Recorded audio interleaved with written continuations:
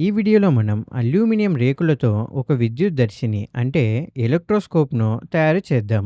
ఆవేశాన్ని గుర్తించడానికి ఉపయోగపడే సాధనం ఇది.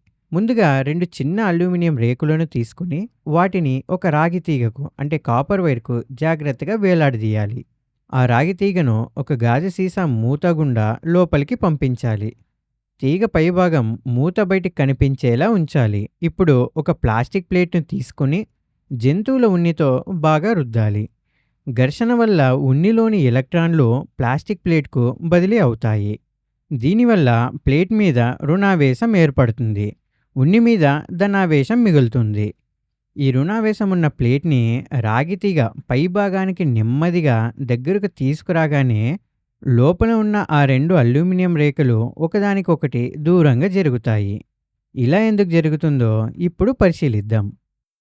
రుణావేశం ఉన్న ప్లేట్ని తీగ పైభాగానికి దగ్గరగా తెచ్చినప్పుడు తీగ పైభాగంలోని ఎలక్ట్రాన్లు వికర్షణకు గురవుతాయి.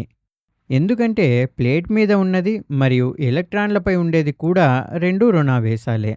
ఈ వికర్షణ వల్ల ఈ ఎలక్ట్రాన్లు రాగి తీగ గుండా కిందికి అంటే అల్యూమినియం రేకుల వైపుకు ప్రయాణిస్తాయి.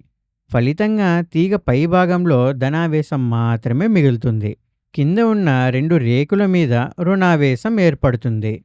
సజాతి ఆవేశాలు అంటే లైక్ చార్జెస్ ఎప్పుడూ ఒకదానినొకటి వికర్షించుకుంటాయి. రెండు రేకుల మీద ఒకే రుణావేశం ఉంది కాబట్టి అవి ఒకదానికొకటి దూరంగా జరుగుతాయి. అంటే రేకులు విడిపోవడం అనేది ఆవేశం ఉందనడానికి గుర్తు. స్థిర విద్యుత్ అంటే స్టాటిక్ ఎలక్ట్రిసిటీ ఎలా పనిచేస్తుందో చూపించే సూత్రం ఇదే.